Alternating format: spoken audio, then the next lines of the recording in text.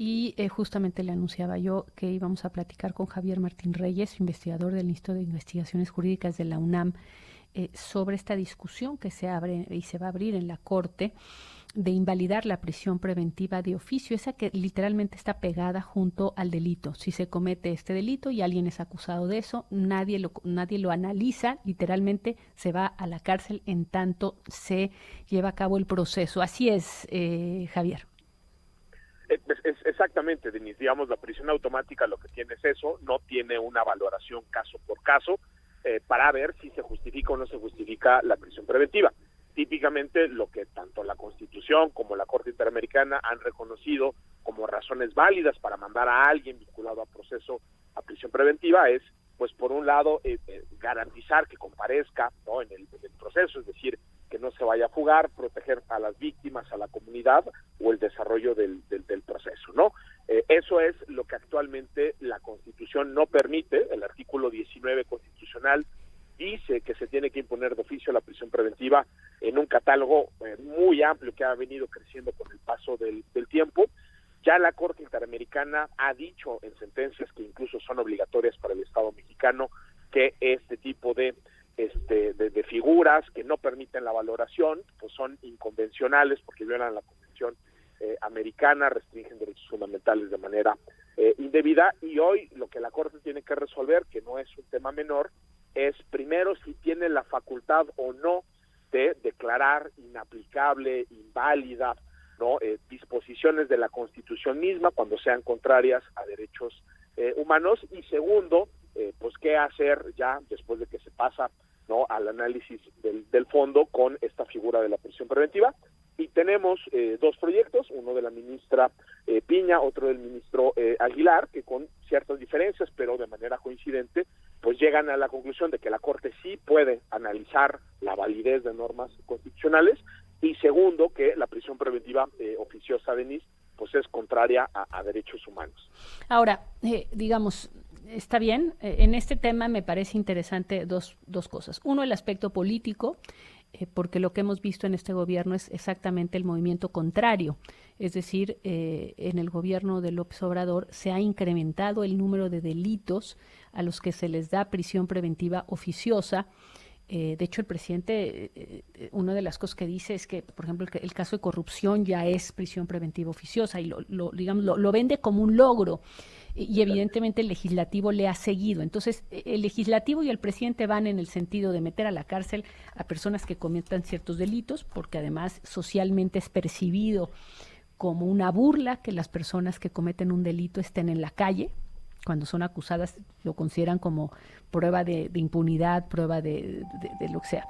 Y esa es la parte como política, y la parte ya práctica, con las instituciones que tenemos, porque entiendo el principio, con las instituciones que tenemos, la debilidad de ciertos policías, de la capacidad de investigación, ya no digamos de ubicación, incluso de las personas, pues me parece que sería realmente, en muchos casos, o los jueces tendrían que estar determinando una y otra vez eso, o en realidad creo que se escaparía bueno, de por sí se detiene a uno de cada 90 o a una de cada 9 o 90 delincuentes, ya no sé.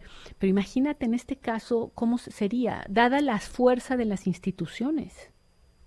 Sí, a ver, yo te diría, creo que aquí hay dos cosas que tú ya vas apuntando, ¿no?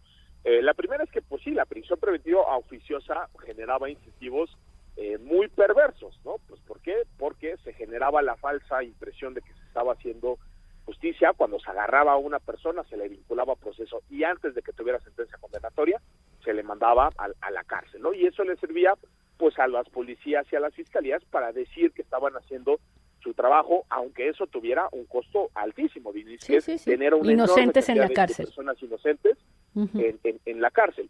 Y al mismo tiempo eso genera un incentivo muy perverso, porque tanto las policías como las fiscalías terminan utilizando este tipo de figuras ya como parte de la política de seguridad pública, y se terminan convirtiendo en pretextos para no desarrollar lo que tendrían que estar desarrollando, que son capacidades de investigación que les permitan judicializar exitosamente los casos. Es decir, aquí vamos a tener justicia solo cuando las personas que cometen delitos sean detenidas, sean procesadas y sean condenadas más allá de cualquier duda razonable, con pruebas que demuestren que se cometió el delito y además que O sea, es un círculo vicioso. responsables. Es decir, en el momento en que permites esto, sustituyes la justicia por la impresión de justicia, que es la detención. Esto hace que los policías, cuando se ven obligados o se ven presionados a dar resultados, pues lo que quieran es detenidos, no culpables, detenidos los que sean.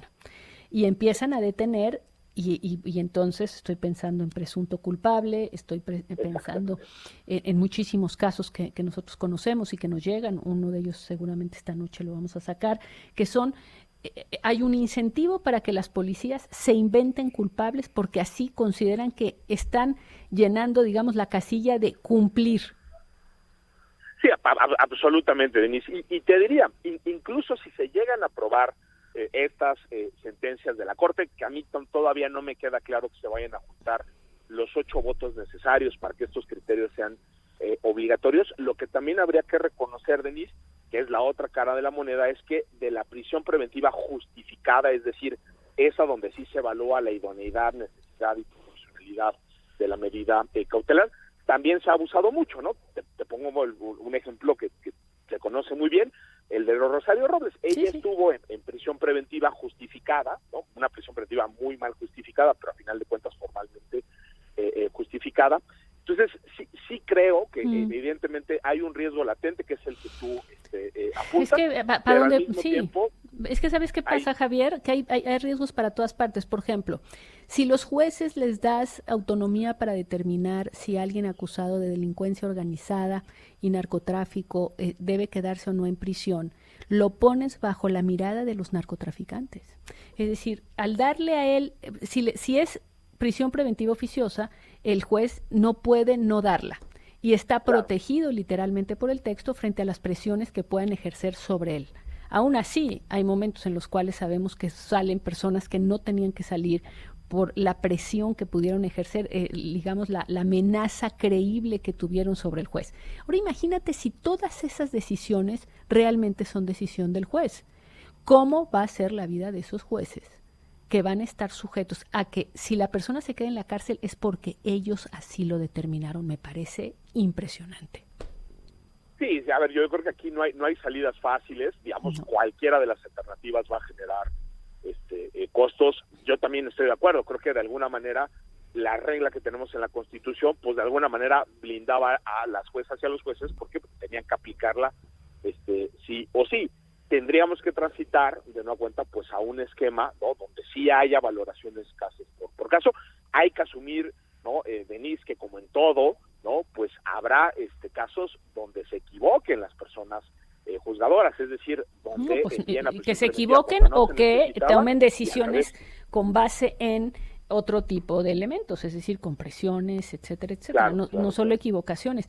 Oye, nada más, me gustaría que escucháramos, porque el presidente hoy se refirió a esto, y si lo podemos, nada más le pido al equipo si podemos poner nuevamente esa declaración del presidente sobre este tema, donde dijo que esto no iba a ayudar a que inocentes no estuvieran en la cárcel, y ahí sí me parece que se equivoca. O sea, esto sí sería un elemento que inhibiría la detención continua de personas inocentes. A ver, nada más, Liz, si me puede decir el equipo, si podemos escuchar nuevamente esta declaración del presidente para comentarla brevemente. Sí, Denise, está lista. Adelante, vamos.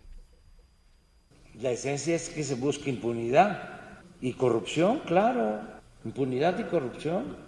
Sí, pero tiene que buscarse un mecanismo, ¿sí?, para que la justicia sea expedita. No utilizar esto como un pretexto para liberar a diestra y siniestra. Y además hay delitos graves. Bueno, había más, porque decía que justamente, sí, hay delitos graves. El tema es que las personas que están detenidas no se les ha probado que los hayan cometido. No es que no sean delitos graves, sino que lo que plantea la Corte es, en tanto no haya una confirmación de quién cometió esos delitos graves, no debería haber encarcelados. Pero bueno, es que en otro momento decía el presidente que esto no iba a garantizar que las cárceles no estuvieran llenas de inocentes. En principio sería un buen inicio. No, a ver, definitivamente.